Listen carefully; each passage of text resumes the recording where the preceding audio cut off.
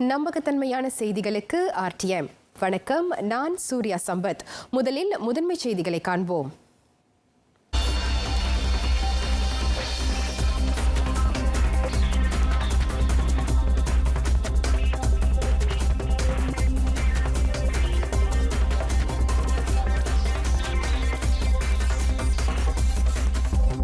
நாளை தொடங்கி தனிநபர் வாகனங்களில் 6 பயணிக்க அனுமதி.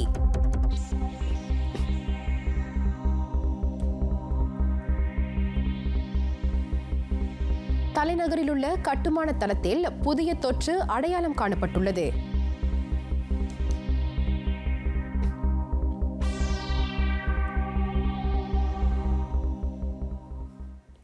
நாளை தொடங்கி தனிநபர் வாகனங்களில் 6 பயணிக்க அரசாங்கம் அனுமதி வழங்கியுள்ளது. எனினும் அது சம்பந்தப்பட்ட வாகனத்தின் ரகத்தை பொறுத்தது. அதே சமயம் சம்பந்தப்பட்ட வாகனத்தில் பயணிக்கும் 6வரும் ஒரே குடும்பத்தை சேர்ந்தவராகவும் இருக்க வேண்டும். 1987 ஆண்டு போக்குவரத்து சட்டத்திற்கு உட்பட்ட வாகனங்களுக்கு அந்த அனுமதி வழங்கப்பட்டுள்ளது. அதே சமயம் இவ்வாண்டுக்கான தொற்று நோய் தடுப்பு கட்டுப்பாட்டு சட்டத்தின் கீழ் செய்யப்பட்டுள்ள அது தொடர்பான திருத்தம் அரசாங்க பதிவேட்டிலும் இடம்பெற செய்யப்பட்டுள்ளது.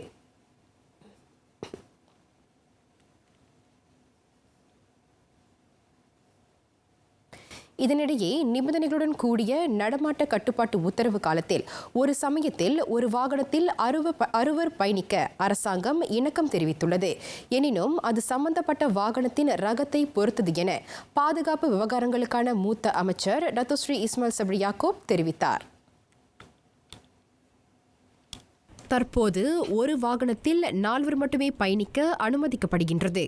அதனை 6 மாற்ற நடப்பு விதிகளில் திருத்தம் செய்ய வேண்டும்.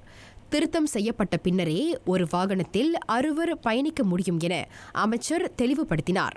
சிறப்பு அமைச்சரவை செயற்குழு கூட்டத்தில் அது தொடர்பில் கலந்தாலோசிக்கப்பட்டதாக டத்தோஸ்ரீ இஸ்மாயில் சொன்னார். 4 பயணிப்பதற்கு ஏற்புடைய காரில் 4வரும், MPV பல்நோக்கு ரக வாகனத்தில் 6வரும் ஒரே நேரத்தில் பயணிக்க அனுமதி வழங்க முடிவெடுக்கப்பட்டதாக அவர் சொன்னார்.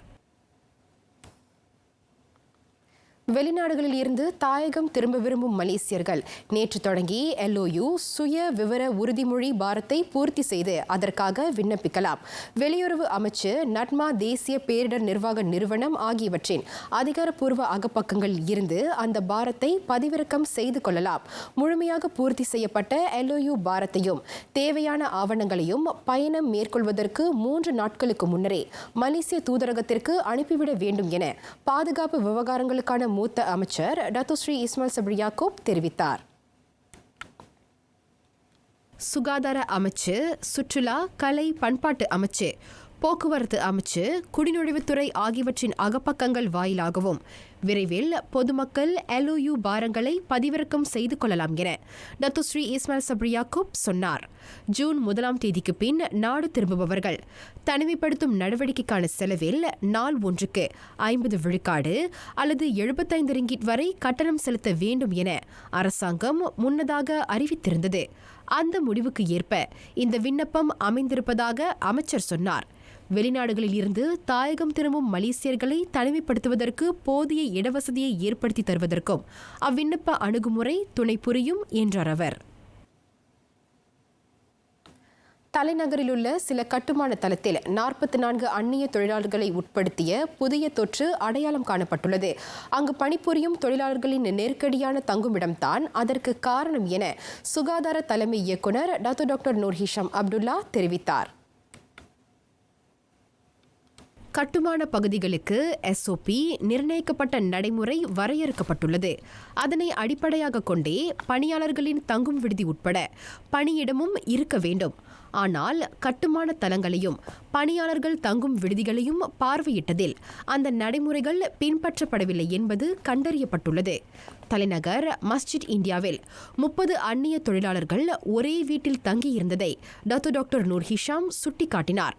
அதுபோன்ற குறுகலான இடத்திலும் நெருக்கடியான சூழலிலும் வசிக்கும் போது வைரஸ் தொற்று எளிதில் பரவும் என அவர் சொன்னார். COVID-19 வைரஸ் தொற்றுக்கான தடுப்பூசி இன்னும் கண்டுபிடிக்கப்படாத நிலையில் அனைத்து தரப்பினரும் தொடர்ந்து தூர இடைவெளியை கடைபிடிக்க வேண்டும் என அவர் மீண்டும் வலியுறுத்தினார். நிபந்தனைகளுடன் கூடிய நடமாட்ட கட்டுப்பாட்டு உத்தரவை மீறி மாநிலம் கடந்து பயணித்தவர்களை போலீசார் அடையாளம் கண்டு வருகின்றனர். ஹரிராயா கொண்டாட்டத்திற்கு முதல் நாள் தொடங்கி உத்தரவை மீறி மாநிலம் கடந்து பயணிக்க முயன்றவர்களுக்கு அரச மலேசிய போலீஸ் படை அபராதம் விதித்து வருவதாக தேசிய போலீஸ் படை தலைவர் தான் ஸ்ரீ அப்துல் ஹமீத் பாடோர் தெரிவித்தார். Hari ini yang 5% yang lari ni tadi. Kita tengah ni lah. Kita tengah mengesan mereka di sekatan-sekatan jalan raya, di Tol Gombak, di Jalan Duta dan di sini di Sungai Besi, di Lekas Highway. Kita akan cuba mengesan mereka dan kita akan kenakan kompaun. நோன்பு பெருநாள் அன்று வீடமைப்பு பகுதிகளில் மேற்கொள்ளப்பட்ட ரோந்து நடவடிக்கையில் மக்கள் விதிமுறைகளை பின்பற்றி பெருநாளை கொண்டாடியது தெரியவந்ததாக தான் ஸ்ரீ அப்துல் ஹமீத் பாடோர் சொன்னார். முன்னதாக ஜலண்டுத்தா சாலை கட்டண சாவடி அருகே மேற்கொள்ளப்பட்ட சாலை தடுப்பு சோதனையை தான் ஸ்ரீ அப்துல் ஹமீத் பாடோர் பார்வையிட்டார். நோன்பு பெருநாளின் 2வது நாளான நேற்று மாநிலம் கடந்து பயணிக்கும் முயற்சியில் வாகன ஓட்டிகள் யாரும் ஈடுபடவில்லை. மாவட்டம் கடந்து பயணிக்க மட்டுமே பெரும்பாலான வாகன ஓட்டிகள் நெடுஞ்சாலையை பயன்படுத்தியதாக புக்கிட் அமான் போக்குவரத்து குற்றப்புலனாய்வுத்துறை இயக்குநர் டத்தோ அசிஸ்மான் அலியாஸ் தெரிவித்தார். மாவட்டம் கடந்து பயணித்த வாகன ஓட்டிகளின் எண்ணிக்கையும் குறைந்து காணப்பட்டதாக டத்தோ அசிஸ்மான் சொன்னார். கட்டுப்பாடுகளை மீறி யாரும் மாநிலம் கடந்து பயணிக்கவில்லை என்றாலும் அனைத்து மாநிலத்தின் எல்லைப் பகுதிகளிலும் சாலை தடுப்பு சோதனை பலப்படுத்தப்பட்டுள்ளது. வழக்கமாக நெரிசலாக காணப்படும் சுங்கைபசி, டுத்தா, கோம்பாக் சாலை கட்டண சாவடிகளில் போக்குவரத்து சுமூகமாக இருந்ததாக டத்தோ அசிஸ்மான் அலியாஸ் சொன்னார். அம்மூன்று சாலை கட்டண சாவடிகளிலும் சாலை தடுப்பு சோதனை மேற்கொள்ளப்பட்ட போதும் அப்பகுதிகளில் வாகனங்கள் அதிகமாக காணப்படவில்லை.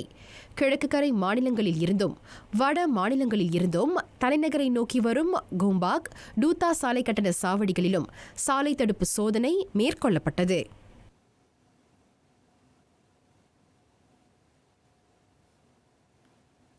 ஹரிராயா பெருநாளின் முதல் நாள் மட்டுமே உறவினர்களின் வீடுகளுக்கு செல்ல அனுமதி வழங்கப்பட்டது. அந்த அனுமதியையும் நிபந்தனைகளுடன் கூடிய நடமாட்ட கட்டுப்பாட்டு உத்தரவையும் மீறியவர்களுக்கு எதிராக ஆப்ஸ் கோவிட்-19 சோதனை நடவடிக்கையின் வாயிலாக அபராதம் விதிக்கப்பட்டது. ஸ்லாங்கோர், கோம்பாக் மாவட்ட சுற்று வட்டார பகுதியில் அந்த சோதனை மேற்கொள்ளப்பட்டு வருகின்றது. அச்சோதனை நடவடிக்கைகளின் போது பொருட்களை கொடுக்க செல்வது, உறவினர்களை பார்க்க செல்வது என பல்வேறு காரணங்களை கூறிக்கொண்டு மக்கள் வெளியில் சென்றது தெரிய வந்தது. கட்டுப்பாட்டு உத்தரவை மீறிய கடை உரிமையாளர்களுக்கும் வாடிக்கையாளர்களுக்கும் எச்சரிக்கை விடுக்கப்பட்டது. 15 முக்கிய விதி மீறல்களை அடிப்படையாக கொண்டு இந்த ஆப்ஸ் கோவிட்-19 சோதனை நடவடிக்கை மேற்கொள்ளப்பட்டதாக ஸ்லாங்கூர் மாநில குற்றப்புலனாய்வுத்துறை தலைவர் டத்தோ ஃபர்சில் அஹ்மத் தெரிவித்தார். இவ்வாண்டு ஹரிராயா பெருநாள் கோவிட்-19 அச்சுறுத்தலால் அமலில் இருக்கும் நிபந்தனைகளுடன் கூடிய நடமாட்ட கட்டுப்பாட்டு உத்தரவு காலகட்டத்தில் கொண்டாடப்படுவதால் மக்களின் சுகாதார பாதுகாப்பை கருத்தில் கொண்டு சில தடைகள் விதிக்கப்பட்டுள்ளன. அந்த தடைகளை பின்பற்றாதவர்களுக்கு 1000 ரிங்கிட் அபராதம் விதிக்கப்படும். ஹரிராயா பண்டிகையின் முதல் நாளில் மாநிலம் கடந்து பயணிக்க முயன்ற 18 பேருக்கு எதிராக அபராதம் விதிக்கப்பட்டது. திரங்கானு, குவாலா திரங்கானு மாராங்கில் நச்சுணவால் பாதிக்கப்பட்ட 48 பேர் மருத்துவமனையில் சிகிச்சை பெற்று வருகின்றனர். இணையம் வாயிலாக வாங்கிய புடிங் இனிப்பு பலகாரத்தை உட்கொண்ட பின்னர் அவர்கள் நச்சுணவு பாதிப்புக்கு இலக்கானதாக நம்பப்படுகிறது.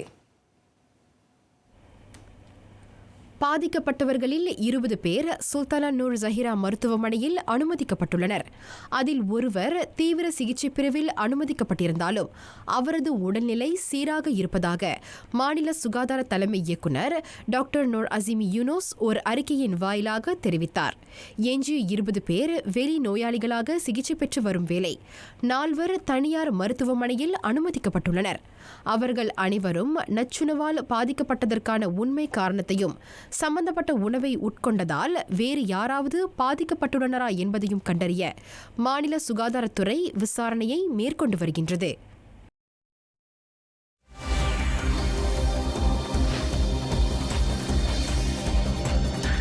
கோவிட்-19 தொற்றால் சிறார் உரிமை மீறல்கள் அதிகரிக்கலாம். விவரம் உலக நடப்புகளில்.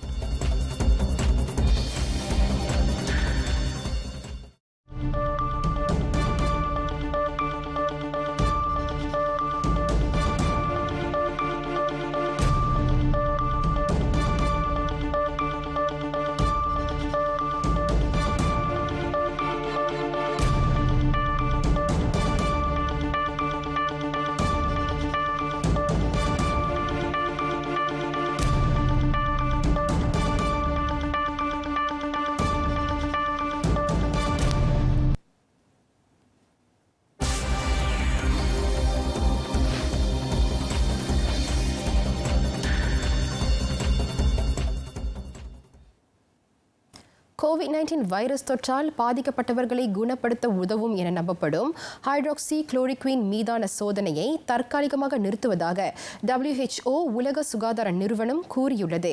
வைரஸ் தொற்றால் பாதிக்கப்பட்ட நோயாளிகள் உயிரிழக்கும் சாத்தியத்தை அம்மருந்து அதிகரித்திருப்பதாக கடந்த வாரம் தி லான்செட் மருத்துவ சஞ்சிகையில் வெளியிடப்பட்ட ஆய்வொன்று குறிப்பிடுவதை தொடர்ந்து உலக சுகாதார நிறுவனம் அம்முடிவை அறிவித்துள்ளது. மூட்டுவலி நோயை குணப்படுத்த ஹைட்ராக்சி குளோரோகுயின் மருந்துகள் பயன்படுத்தப்படுவது வழக்கமாகும். எனினும் அமெரிக்க அதிபர் டொனால்ட் ட்ரம்ப் உட்பட மேலும் சிலர் தொற்றை கட்டுப்படுத்த அம்மருந்தை பயன்படுத்த ஆதரவு தெரிவித்திருந்தனர். அதனால் சில நாடுகளின் அரசாங்கங்கள் பெரிய அளவில் அம்மருந்தை கொள்முதல் செய்தன. கோவிட்-19 பாதிப்பை தவிர்க்க தாம் முன்னெச்சரிக்கை நடவடிக்கையாக அம்மருந்தை உட்கொள்வதாக கடந்த வாரம் ட்ரம்ப் கூறியிருந்தார். அதே சமயம் மிதமான அறிகுறிகள் தென்படும் கோவிட்-19 நோயாளிகளுக்கு அம்மருந்தையும் மலேரியா காய்ச்சலை குணப்படுத்த உதவும் மருந்தையும் பயன்படுத்தலாம் எனும் பரிந்துரையை பிரேசில் சுகாதார அமைச்சரும் முன்வைத்திருந்தார். எனினும் அவ்விரு மருந்துகளும் இருதய துடிப்பை அதிகரிக்க செய்யும் என்பதோடு மோசமான பக்க விளைவுகளை ஏற்படுத்தும் சாத்தியம் அதிகம் உள்ளது. அதே சமயம் உலகம் முழுவதும் தொற்றால் பாதிக்கப்பட்டு மருத்துவமனைகளில் சிகிச்சைக்காக அனுமதிக்கப்பட்ட 96,000 பேரின் தரவுகளை அடிப்படையாக கொண்டு மேற்கொள்ளப்பட்ட ஆய்வில் ஹைட்ராக்சி குளோரோகுயின் மருந்து கோவிட்-19 நோயாளிகளை குணப்படுத்தும் தன்மையை கொண்டிருக்கவில்லை எனவும் தி லான்செட் ஆய்வில் குறிப்பிடப்பட்டுள்ளது. அதனால் அவற்றை பரிசோதனைக்கு உட்படுத்தும் நடவடிக்கைகள் தற்காலிகமாக ரத்து செய்யப்படுவதாக உலக சுகாதார நிறுவனத்தின் தலைவர் டெட்ரோஸ் அட்ஹனம் கெப்ரியசஸ் சொன்னார். கோவிட்-19 வைரஸ் தொற்றை கட்டுப்படுத்த ஏதுவாக விதிக்கப்பட்ட நடமாட்ட கட்டுப்பாட்டு உத்தரவை சில உலக நாடுகள் தளர்த்தி வருகின்றன. எனினும் தொற்றுக்கான தடுப்பு மருந்து இன்னும் கண்டுபிடிக்கப்படாததால் சம்பந்தப்பட்ட நாடுகள் கூடுதல் கவனமுடன் இருப்பது மிகவும் அவசியம் என டெட்ரோஸ் வலியுறுத்தினார். வங்காளதேசத்திலுள்ள அகதிகள் முகாமில் தங்கியுள்ள 15,000க்கும் அதிகமான ரோஹிங்கியா அகதிகள் தனிமைப்படுத்தப்பட்டுள்ளனர். அவர்களில் இதுவரை 29 பேர் கோவிட்-19 வைரஸ் தொற்றால் பாதிக்கப்பட்டுள்ளது உறுதிப்படுத்தப்பட்டுள்ளது. நெருக்கடியான சூழலில் அமைந்திருக்கும் குடியிருப்பு பகுதிகளில் அந்த பெருந்தொற்று அதிவேகமாக பரவும் சாத்தியம் இருப்பதாக சுகாதார நிபுணர்கள் எச்சரிக்கை விடுத்துள்ளனர். இம்மாத தொடக்கத்தில் 6 லட்சம் ரோஹிங்கிய அகதிகள் தங்கியிருக்கும் குத்துபாலுங் முகாமில் முதல் தொற்று சம்பவம் பதிவானது. மிகவும் குறுகிய பகுதியில் அமைந்திருக்கும் அம்முகாம்களில் தூர இடைவெளியை பின்பற்றுவது என்பது கடினமான ஒன்று. எனினும் இதுவரை தொற்றுக்கு இலக்கான ரோஹிங்கியா அகதிகளின் நிலை சீராக உள்ளது. அவர்களின் நடமாட்டம் தொடர்ந்து கண்காணிக்கப்படுகிறது. வங்காளதேசத்தில் இதுவரை 35,500க்கும் அதிகமானோர் கோவிட்-19 வைரஸ் தொற்றால் பாதிக்கப்பட்டுள்ளனர் என்பது குறிப்பிடத்தக்கது. பிற ஐரோப்பிய நாடுகளுடன் ஒப்பிடுகையில் வைரஸ் தொற்றை கட்டுப்படுத்த மிக எளிமையான கட்டுப்பாடுகளை விதித்துள்ள ஸ்வீடன் குறை கூறல்களுக்கு இலக்காகியுள்ளது. அந்நாட்டில் பள்ளிகள் மூடப்படவில்லை என்பதோடு வணிக தலங்கள் வழக்கு போலவே செயல்படுகின்றன. தொற்றை கட்டுப்படுத்த மக்களின் நடமாட்டத்திற்கு கட்டுப்பாடுகளை விதிக்காத ஸ்வீடன் அரசாங்கத்தின் மெத்தன போக்கு மக்களின் உயிரை பணயம் வைப்பதைப் போல அமைந்துள்ளதாக கூறப்படுகின்றது. ஸ்பெயின் மட்ரிட்டில் வைரஸ் தொற்றை எதிர்த்து போராடி வரும் முன்னிலை பணியாளர்கள் பாதுகாப்பு உபகரணங்களுக்கான பற்றாக்குறையை எதிர்நோக்கியுள்ளனர். அதனை அடுத்து மட்ரிட்டில் உள்ள மருத்துவமனைக்கு வெளியில் தங்களுக்கு தேவையான பாதுகாப்பு உபகரணங்களை அரசாங்கம் வழங்க வேண்டும் என கோரி முன்னிலை பணியாளர்கள் போராட்டத்தில் ஈடுபட்டு வருகின்றனர். மேலும் தொற்றை சமாளிக்க புதிதாக 10,000 பணியாளர்களை வேலைக்கு அமர்த்த வேண்டும் எனவும் அவர்கள் கோரியுள்ளனர். மற்றொரு நிலவரத்தில் ஸ்பெயின் மட்ரிட், பார்சிலோனா ஆகிய 2 நகரங்களில் அமலில் இருந்த நடமாட்ட கட்டுப்பாட்டு உத்தரவு தளர்த்தப்பட்டுள்ளது. பூங்கா, கேளிக்கை விடுதி, உணவகங்கள் போன்ற பொது இடங்களில் தற்போது 10 பேருக்கும் அதிகமாக ஒன்று கூட அனுமதிக்கப்பட்டுள்ளது. மேலும் பல மாதங்களுக்கு பின்னர் அங்குள்ள கடற்கரைகள் மீண்டும் சுற்றுப்பயணிகளுக்கு திறக்கப்பட்டன. ஈரானில் வழிபாட்டு தலங்கள் மீண்டும் திறக்கப்பட்டுள்ளன. ஈரானில் முதலில் தொற்று சம்பவங்கள் திடீரென அதிகரித்தாலும் மார்ச் மாதம் தொடங்கி அது கட்டுப்பாட்டுக்குள் கொண்டுவரப்பட்டது. அதனைத் தொடர்ந்து ரமலான் மாத தொடக்கத்தில் அங்கு பொருளாதார துறைகள் கட்டமாக செயல்பட தொடங்கிய வேளை தற்போது வழிபாட்டு தலங்கள் திறக்கப்பட்டுள்ளன. சிலியில் கடந்த 24 மணி நேரத்தில் மட்டும் புதிதாக 5,000 பேர் வைரஸ் தொற்றால் பாதிக்கப்பட்ட வேளை 43 பேர் உயிரிழந்தனர். பாதிக்கப்பட்டவர்களில் அந்நாட்டு பொதுப்பணி அமைச்சர் அல்ஃபிரடோ மொரினோவும் அடங்குவார். பணியாளர் ஒருவருக்கு கோவிட்-19 தொற்று உறுதிப்படுத்தப்பட்டதைத் தொடர்ந்து மொரினோ தம்மை தனிமைப்படுத்திக் கொண்டார். அந்நாட்டில் இதுவரை 3 செனட்டர்களுக்கு வைரஸ் தொற்று உறுதிப்படுத்தப்பட்டுள்ளதை அடுத்து மேலவை தற்காலிகமாக மூடப்பட்டது. பிரிட்டனில் அடுத்த மாதம் 15ஆம் தேதி தொடங்கி அனைத்து துறைகளும் செயல்பட அனுமதி வழங்கப்பட்டுள்ளது. தொற்று தொடர்பான மிக அண்மைய நிலவரத்தை கருத்தில் கொண்டு அம்முடிவு எடுக்கப்பட்டதாக அந்நாட்டு பிரதமர் போரிஸ் ஜான்சன் தெரிவித்தார். பிரான்சில் கோவிட்-19 தொற்றை கட்டுப்படுத்த போராடும் மருத்துவ பணியாளர்களின் ஊதியம் விரைவில் அதிகரிக்கப்படும் என அந்நாட்டு பிரதமர் எட்வர்ட் பிலிப் தெரிவித்தார். பிரான்சில் இதுவரை 1,82,000க்கும் அதிகமானோர் வைரஸ் தொற்றால் பாதிக்கப்பட்ட வேளை மரண எண்ணிக்கை 28,432 அதிகரித்துள்ளது. கோவிட்-19 பெருந்தொற்றால் சிறார் உரிமை மீறல் சம்பவங்கள் அதிகரிக்கும் என எச்சரிக்கப்பட்டுள்ளது. கட்டாயத்தின் பேரில் சிறு வயதிலேயே வேலைக்கு செல்வது, திருமணம் செய்து கொள்வது போன்ற நிலைக்கு சிறார்கள் தள்ளப்படுவார்கள் என நெதர்லாந்தில் செயல்படும் கிட்ஸ் ரைட்ஸ் சிறார் உரிமை அமைப்பு எச்சரிக்கை விடுத்துள்ளது. வைரஸ் அச்சுறுத்தல் காரணமாக உலகின் பெரும்பாலான நாடுகளில் ஊரடங்கும் நடமாட்ட கட்டுப்பாட்டு உத்தரவும் பிறப்பிக்கப்பட்டுள்ளது. அதனால் பன்னாட்டு அரசாங்கங்கள் கடும் பொருளாதார நெருக்கடிக்கு இலக்காகலாம் என கூறப்படுகின்றது. அதுபோன்ற சூழலில் அரசாங்கத்தால் சிறார்களின் சுகாதாரத்திற்கும் கல்வி வசதிக்கும் போதுமான நிதியை ஒதுக்க முடியாமல் போகலாம். கோவிட்-19 வைரஸ் தொற்றை கட்டுப்படுத்த பெரும்பாலான நாடுகளில் பள்ளிகள் மூடப்பட்டுள்ளதால் கோடிக்கணக்கான சிறார்கள் வீட்டில் முடங்கி கிடக்கின்றனர். இந்நிலை தொடர்ந்தால் குறிப்பாக வறிய நாடுகளில் சிறார் இளம் வயதிலேயே கட்டாயத்தின் பேரில் வேலைக்கு செல்வதும், திருமணம் செய்து கொள்வதும், இள வயதிலேயே கர்ப்பமடையவும் அதிக வாய்ப்பிருப்பதாக கிட்ஸ் ரைட்ஸ் அமைப்பின் தலைவரும் தோற்றுநருமான மார்க் டுலர்ட் எச்சரித்தார். அதோடு சிறார் விவகாரங்களில் கவனம் செலுத்தப்படாமல் போனால் அவர்கள் ஏழ்மை நிலைக்கு தள்ளப்படுவார்கள் எனவும் எச்சரிக்கப்பட்டுள்ளது. ஊரடங்கு காலகட்டத்தில் வீட்டில் முடங்கியிருக்கும் சிறார்கள் அதிகளவில் வன்கொடுமைகளுக்கும் ஆளாகின்றனர். கிட்ஸ் ரைட்ஸ் அமைப்பு மேற்கொண்ட ஆய்வின்படி சிறார் உரிமையை அதிகம் பேணும் உலக நாடுகளாக ஐஸ்லாந்து, சுவிட்சர்லாந்து, பின்லாந்து ஆகியவை திகழ்கின்றன. ஊரடங்கு, நடமாட்ட கட்டுப்பாட்டு உத்தரவு ஆகியவற்றால் உலகம் முழுவதும் குடும்ப வன்செயல் சம்பவங்கள் அதிகரித்துள்ளன. வேலைக்கு செல்ல முடியாததால் நிதி நெருக்கடி ஏற்பட்டுவிடும் என்ற அச்சம், மன அழுத்தம் ஆகியவை சுமூகமான குடும்ப உறவில் கூட பிளவை ஏற்படுத்தியுள்ளதாக மனித உரிமை ஆர்வலர்கள் கூறியுள்ளனர். அடித்து துன்புறுத்தும் நடவடிக்கைகள் மோசமடைந்திருக்கும் வேளை உளவியல் ரீதியிலான துன்புறுத்தல்களும் அதிகரித்துள்ளன. கோவிட்-19 வைரஸ் அச்சுறுத்தலால் பல உலக நாடுகளில் நடமாட்ட கட்டுப்பாட்டு உத்தரவு பிறப்பிக்கப்பட்டுள்ளது. அதுவே குடும்ப வன்செயல்கள் அதிகரிக்க முதன்மை காரணமாக கருதப்படுகின்றது. ரஷ்யாவில் வாழும் பெண்கள் பலர் குடும்ப வன்செயல்களுக்கு ஆளாகி உதவியின்றி ஒவ்வொரு நாளும் பல்வேறு இன்னல்களை சந்தித்து வருகின்றனர். ஒவ்வொரு ஆண்டும் நாடு தழுவிய நிலையில் ஏறத்தாழ 1,65,00,000 பெண்கள் குடும்ப வன்செயலுக்கு இலக்காவதாக ரஷ்ய தன்னார்வ குழு ஒன்று தெரிவித்தது. குடும்ப வன்செயல்களில் ஈடுபடுபவர்களுக்கு சரியான தண்டனை விதிக்கப்படாதது, பாதிக்கப்பட்ட பெண்களை பராமரிப்பதற்கான காப்பகங்கள் பற்றாக்குறை, உதவி நாடி வரும் பெண்களின் புகார்களை போலீஸ் கருத்தில் கொள்ளாதது போன்ற காரணங்கள் ரஷ்யாவில் குடும்ப வன்செயல் அதிகரிப்பதற்கு காரணமாக விளங்குகின்றன. வைரஸ் அச்சுறுத்தலுக்கு முன்னர் குடும்ப வன்செயலுக்கு இலக்காகும் பெண்கள் கணவரை பிரிந்து சுயமாக வேலை செய்து பிள்ளைகளை பராமரித்து வந்தனர். ஆனால் தற்போதைய சூழலில் அந்த வாய்ப்பும் இல்லை என்பதால் முடிந்தவரை பொறுத்து கொண்டு காலத்தை கழிக்க வேண்டுமே தவிர வேறு வழியில்லை என பாதிக்கப்பட்ட சில ரஷ்ய பெண்கள் கூறுகின்றனர். நாட்டில் நடமாட்ட கட்டுப்பாட்டு உத்தரவு அமலுக்கு வந்ததில் இருந்து குடும்ப வன்செயல்களால் பாதிக்கப்படும் பெண்களின் எண்ணிக்கை அதிகரித்துள்ளது. பொதுவாகவே குடும்ப வன்செயல்கள் குறித்து புகார் செய்யும் துணிச்சல் அனைவருக்கும் இருப்பதில்லை. சமூகத்தின் பார்வைக்கு அஞ்சி குடும்ப வன்செயல் குறித்து வாய் திறக்காத பெண்களும் இருக்கவே செய்கின்றனர். சொந்த வீடே பெண்களுக்கு பாதுகாப்பற்ற இடமாக மாறியிருப்பது வேதனை அளிக்கிறது.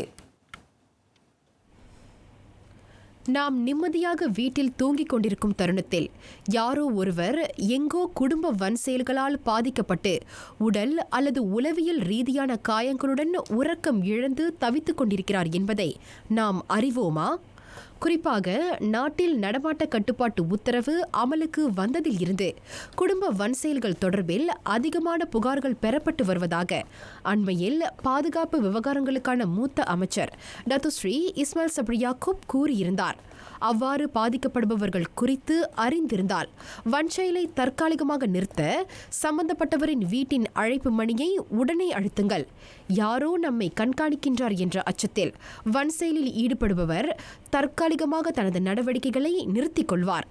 1599 என்ற எண்களில் தாலியான் காசேவை ஒலிக்க செய்வதன் வாயிலாக அந்த வன்செயலை நிரந்தரமாக முடிவுக்கு கொண்டு வர முடியும்.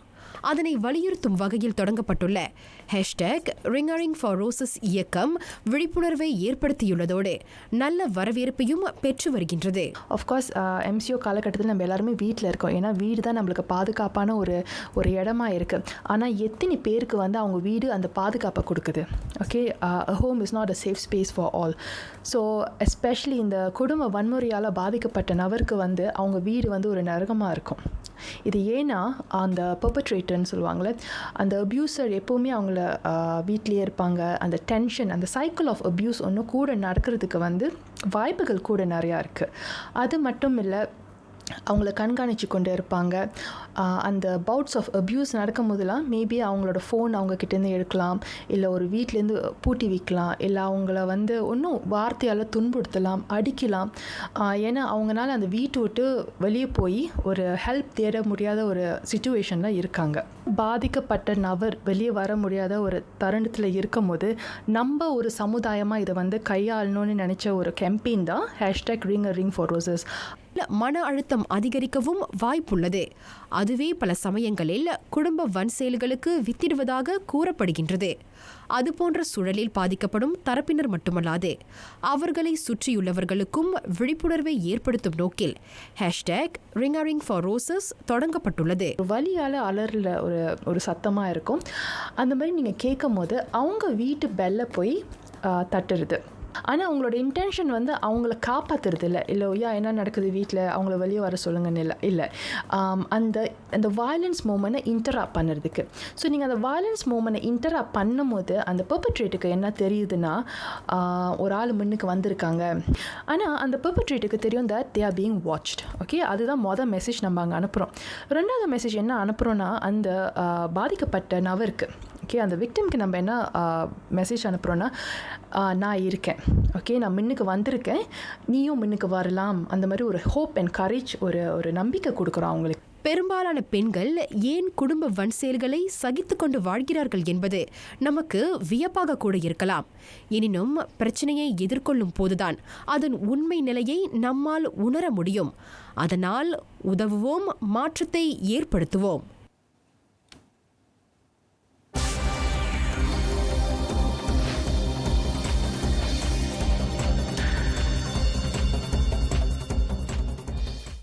இங்கிலாந்து அன்ஃபீல்ட் அரங்கில் நடைபெற்ற வெற்றியாளர் லீக் கிண்ண காற்பந்தாட்டத்தினால் அந்நாட்டில் வைரஸ் தொற்றுக்கு இலக்காகி மேலும் 41 பேர் உயிரிழந்ததாக கூறப்படுகின்றது. அட்லெட்டிகோ மட்ரிட் லிவர்பூல் அணிகளுக்கு இடையிலான ஆட்டம் நடந்து முடிந்த 25 முதல் 35 நாட்களில் அவ்வாட்டத்தை காண வந்த அந்த 41 பேரும் உயிரிழந்ததாக அந்நாட்டு சுகாதாரத்துறை வெளியிட்ட தரவுகளின் அடிப்படையில் தி சண்டே டைம்ஸ் நாளிதழ் செய்தி வெளியிட்டுள்ளது. கடந்த மார்ச் மாதம் 11ஆம் தேதி அத்லெட்டிகோ மட்ரிட் லிவர்பூல் அணிகளுக்கு இடையிலான ஆட்டத்தை 52,000 காற்பந்து ரசிகர்கள் கண்டு களித்தனர். அதில் 3,000 பேர் வெளிநாட்டவர்கள். இங்கிலாந்தில் வைரஸ் தொற்று பரவுவதற்கு முன் நடத்தப்பட்ட இறுதி காற்பந்தாட்டம் அதுவாகும். ஐரோப்பாவில் கோவிட்-19 தொற்று பரவ தொடங்கிய காலத்தில் காற்பந்தாட்டத்தை நடத்த ஏன் அனுமதி வழங்கப்பட்டது என்பது குறித்து விசாரணை மேற்கொள்ளும்படி லிவர்பூல் மாநகர் மன்ற தலைவர் ஜோ ஆண்டர்சன் பணித்துள்ளார். கிராண்ட் ஸ்லாம் டென்னிஸ் போட்டி. உலகை அச்சுறுத்தி வரும் கோவிட்-19 வைரஸ் தொற்றால் ரசிகர்கள் இன்றி காலியான அரங்கில் அப்போட்டியை நடத்துவது சரியான முடிவாக இருக்காதென இருமுறை விம்பிள்டன் வெற்றியாளர் பட்டத்தை வென்ற பெட்ரா குவிட்டோவா தெரிவித்தார். அதற்கு பதிலாக அப்போட்டியை ஒத்திவைப்பதையே தாம் விரும்புவதாகவும் அவர் கூறியுள்ளார். வைரஸ் தொற்று அச்சுறுத்தலால் ரசிகர்களின்றி நடத்தப்படுவதை காட்டிலும் டென்னிஸ் போட்டிகளை ஒத்திவைப்பது மேல் என கடந்த வாரம் நட்சத்திர ஆட்டக்காரரான ராஜர் ஃபெடரர் கூறியிருந்தார். அந்த கருத்தை தாமும் ஏற்றுக்கொள்வதாக 30 வயது பெட்ரா குவிட்டோவா குறிப்பிட்டார். போட்டிகளில் கலந்து கொள்ள தமக்கு இன்னும் வயது இருப்பதாகவும் இன்னும் ஒரு கிராண்ட்ஸ்லாம் போட்டியில் விளையாட விரும்புவதாகவும் அவர் சொன்னார்.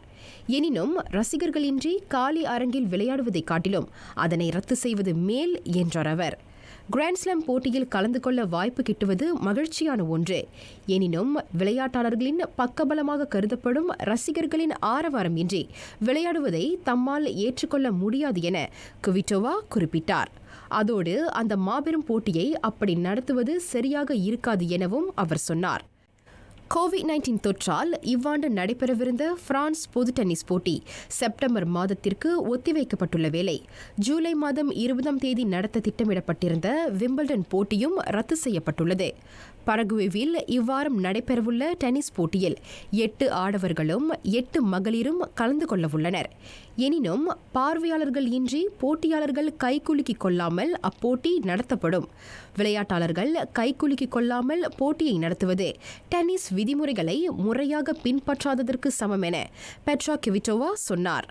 குவிட்டோவாவின் தாயகமான செக் குடியரசில் வைரஸ் தொற்றால் இதுவரை 300 பேர் உயிரிழந்த வேளை 9000 பேர் பாதிக்கப்பட்டுள்ளனர்.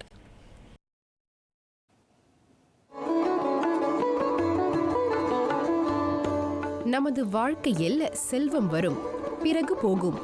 ஆனால் ஒழுக்கம் வளர்ந்து நம்மை பாதுகாக்கும் என்கிறார் அப்துல் கலாம். இரவு மணி 7:30க்கு TV2 மை ஃப்ரீவியூ அலைவரிசை 123 தமிழ்ச் செய்தியை கொண்டு வருகிறோம். மீண்டும் சந்திப்போம்.